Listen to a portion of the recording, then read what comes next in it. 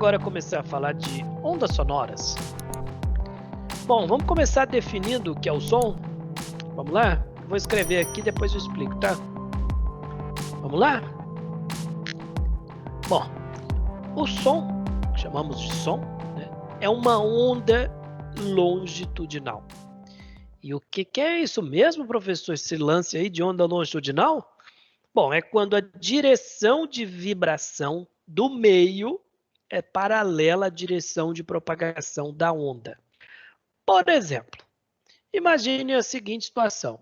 Nós temos aqui um tubo e vamos colocar na extremidade desse tubo, na extremidade A, um alto-falante ligado a uma fonte que vai fazer com que ele emita uma onda sonora. Beleza? O que acontece com o ar presente dentro desse tubo? Olha só, as molequinhas que estão em contato com a parede do alto-falante, elas são forçadas a oscilarem junto com o alto-falante. Nós chamamos isso de ressonância, e esse fenômeno nós vamos estudar mais para frente. Mas por que essas molequinhas são forçadas a oscilarem junto com a parede do alto-falante? Bom, quando o alto-falante vai para a direita, ele empurra essas moléculas. Quando ele vai para a esquerda, cria uma região de baixa pressão. Isso porque, se a molécula não fosse para a esquerda, obviamente ia criar um vácuo entre o alto-falante e as molequinhas que constituem o ar. Logo, a pressão do lado direito seria infinitamente maior do que do lado esquerdo, o que iriam fazer com que as moléculas fossem forçadas a deslocar para a esquerda. Bom, então, muito simples, o que vai acontecer? Enquanto o alto-falante está oscilando, as moléculas ali que estão próximas do alto-falante são forçadas a oscilarem junto com ele, certo? Agora, essas moléculas oscilando, elas também vão propagar essa perturbação na pressão no interior do tubo, fazendo com que as demais moléculas sejam forçadas também a oscilarem juntas, né, com o alto-falante. E aí a gente observa que vai aparecer ao longo do alto-falante aqui regiões onde as moléculas estarão muito próximas, ou seja, são regiões de alta pressão, tá? Vamos ter aqui várias regiões de alta pressão, também chamadas de regiões de compressão.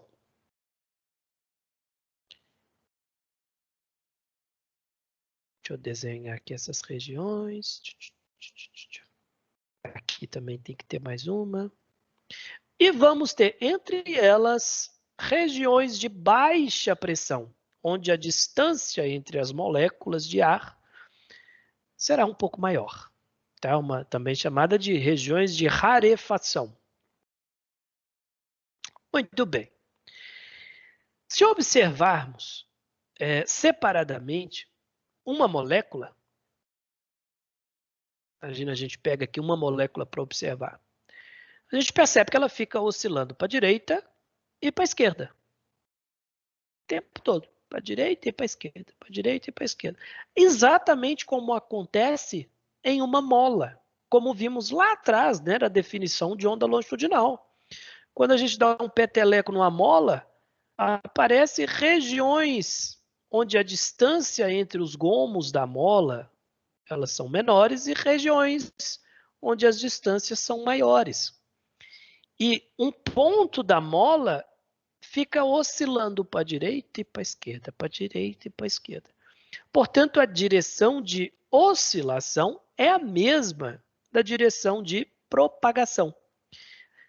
E isso nós chamamos de ondas longitudinais. Beleza?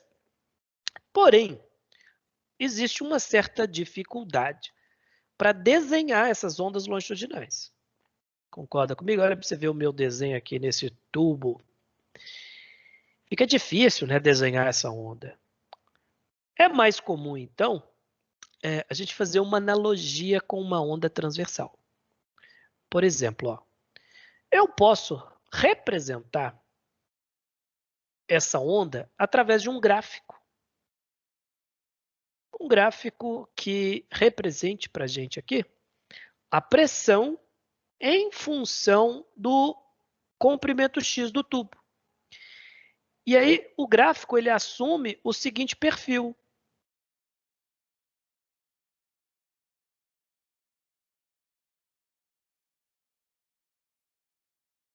Olha aí que legal. Fabrício, Oi, Nina. a Lívia mandou, calma, por que que tem um tubo do nada? Que eu coloquei, eu inventei aqui um tubo com ar. Para quê? Para a gente conseguir entender o que é o som dentro desse tubo, ok? Então, por isso que tem um tubo do nada. É só um sistema que eu inventei para visualizar uma onda sonora. Muito bem. E aí eu coloquei, né, aqui um alto-falante que está produzindo uma onda qualquer na extremidade desse tubo. E aí nós vimos que a consequência é que ao longo do tubo vai aparecer regiões de compressão e regiões de rarefação. Sacou? Tem mais alguma coisa aí, Nina? Tem não, ela só falou, ah tá. Então, beleza. Então, olha só. A gente pode representar aqui, né, essa situação utilizando um gráfico. Pressão em função do comprimento. E o gráfico ele vai assumir o seguinte perfil. Olha lá, uma região de alta pressão, baixa pressão. Alta pressão, baixa pressão. Portanto, o perfil do gráfico é de uma onda transversal. Por isso que é comum utilizarmos, né, uma onda transversal, porque a representação é muito mais fácil do que a longitudinal, para analisarmos os sistemas. Beleza? Muito bem. Então, continuando aqui na definição. Já entendemos que o som é uma onda longitudinal. E o que é, novamente, uma onda longitudinal? Bom, e por ser uma vibração das moléculas que constituem um meio, obviamente o som precisa de um meio material para propagar. No vácuo, o som não propaga. Precisa de um meio material, tá? E como sabemos, a velocidade é característica do meio. Logo, cada meio, o som terá uma velocidade de propagação. Normalmente, a velocidade do som nos gases ela é menor do que nos líquidos, que é menor do que nos sólidos. Quanto mais próximos estiver as moléculas, maior a velocidade de propagação do som. Claro, mais fácil transmitir essa vibração, certo? No ar, essa velocidade é próxima de 340 metros por segundo. Não é exatamente 340, porque vai depender de parâmetros do ar, como temperatura, pressão. Se você aumenta a pressão, a distância entre as moléculas se torna menor. Logo, a velocidade de transmissão dessa vibração aumenta. Se você aumenta, por exemplo, a temperatura, as moléculas ficam mais agitadas, que vai facilitar também a transmissão dessas vibrações. Então, a velocidade do som depende do meio, tá? E no ar, ela é próxima de 340, 330, 340, beleza? Agora, não é qualquer frequência que conseguimos perceber. Apenas frequências entre 20 e 20 mil Hz. Normalmente o ser humano tem essa faixa aqui para perceber ondas propagando no ar. Tá? É essa faixa que chamamos de som. Abaixo de 20 Hz, nós chamamos de infrassom.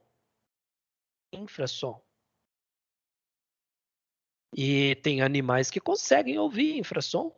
Os elefantes, eles conseguem ouvir até vibrações sísmicas. Tem animais que conseguem ouvir acima do som, que chamamos de ultrassom. Ultrassom. Por exemplo, os morcegos conseguem ouvir até mais ou menos 360 mil Hz. Os cachorros também conseguem ouvir, acho que 30 mil Hz. Tá? Então, cada animal tem uma faixa de frequência que ele consegue ouvir. Nós conseguimos ouvir normalmente entre 20 até 20 mil Hz. Essa faixa também depende da idade da pessoa, tá? Na medida que a gente vai envelhecendo, ela vai ficando cada vez mais estreita. Beleza? Gente, por enquanto aí, tá tranquilo? Nina, tem alguma coisa no chat? Tem não, Fabrício, tá tranquilo. Muito bem. Bom, vamos falar aqui então das propriedades fisiológicas do som ou qualidades fisiológicas do som, tá?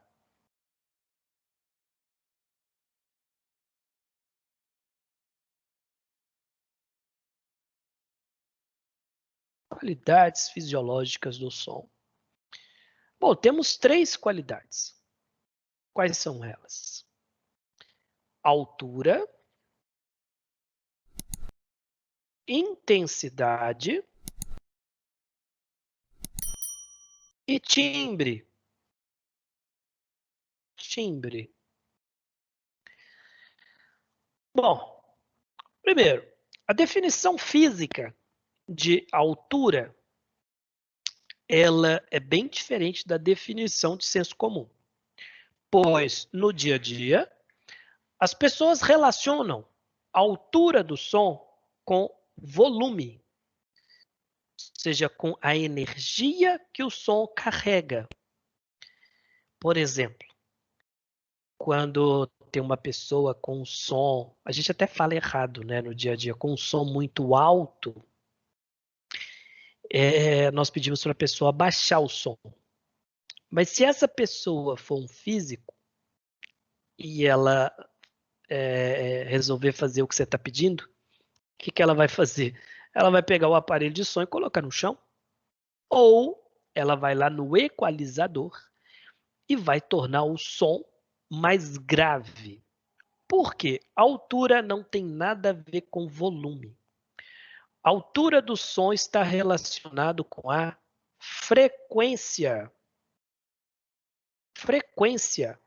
A altura é a frequência do som. E um som alto, ele é agudo. É um som de alta frequência. Um som baixo é um som grave. É um som de baixa frequência. Beleza? Todo mundo entendeu o que é altura, senhores? Sem dúvidas? Sim, tá tranquilo. Então tá. Intensidade, professor, o que é intensidade? Bom, a intensidade, sim, ela está relacionada ao volume. E ela depende da amplitude. Depende da amplitude.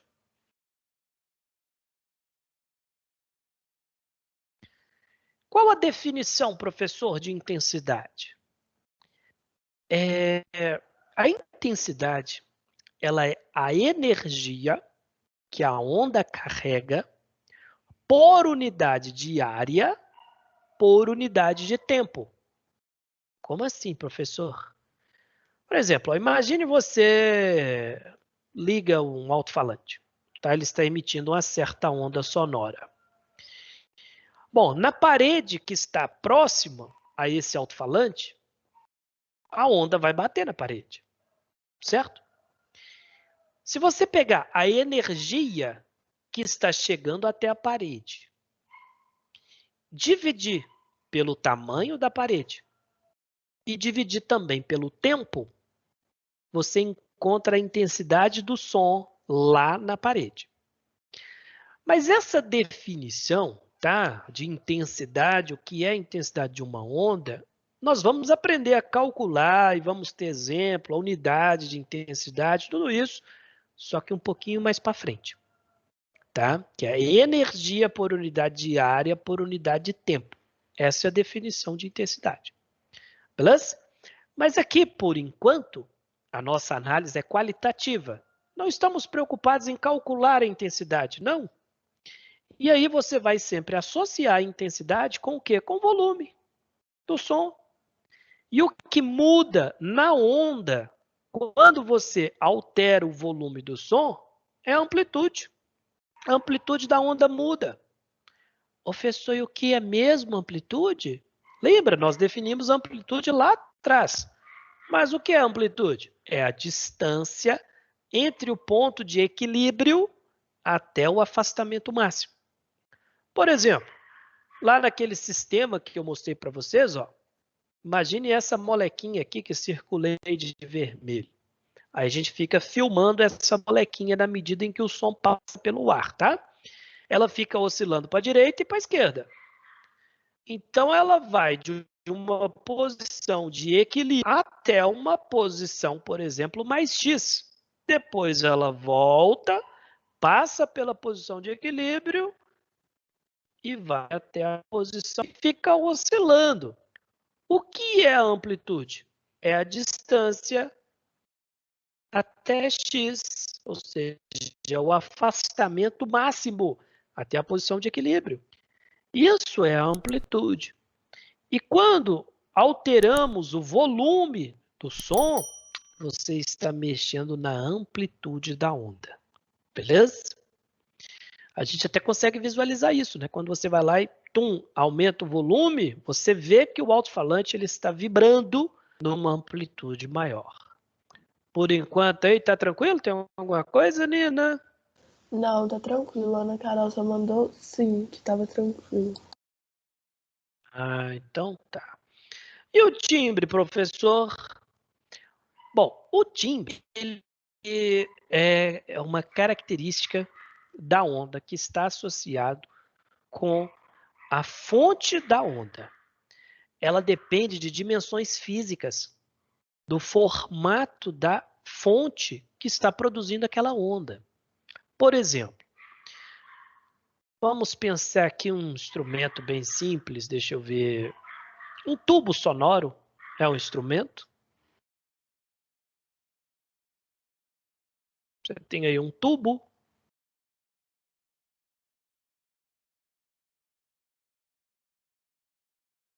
E aí você vai soprar na boca desse tubo.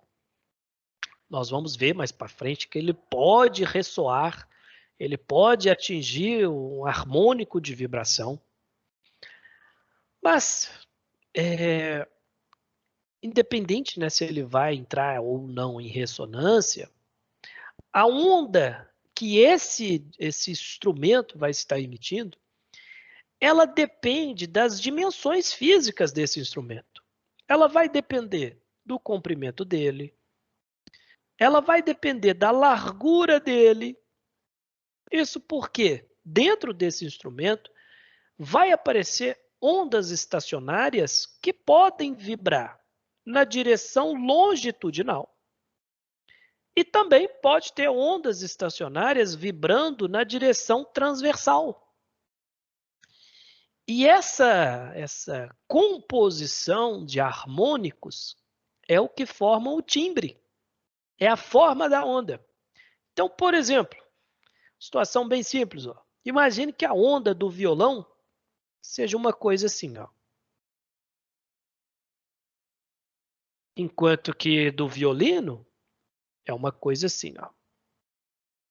Estou dando um exemplo bem besta aqui. As duas ondas podem ter o mesmo comprimento de onda, mesma amplitude, mesma frequência, tudo igualzinho. Mas o formato da onda vai ser diferente. Isso porque o formato físico do violão é diferente do violino. E nós conseguimos identificar o timbre. O que diferencia uma onda da outra, além da frequência, da amplitude, é o timbre. Por exemplo, se tem um violão e um violino, todos os dois estão emitindo a mesma nota musical, mesma intensidade, tudo igualzinho. A gente consegue perceber qual é o som do violão, qual é do violino, graças ao timbre. Tá? Beleza, gente? Alguma dúvida aí? Tranks? Então o timbre é a forma da onda.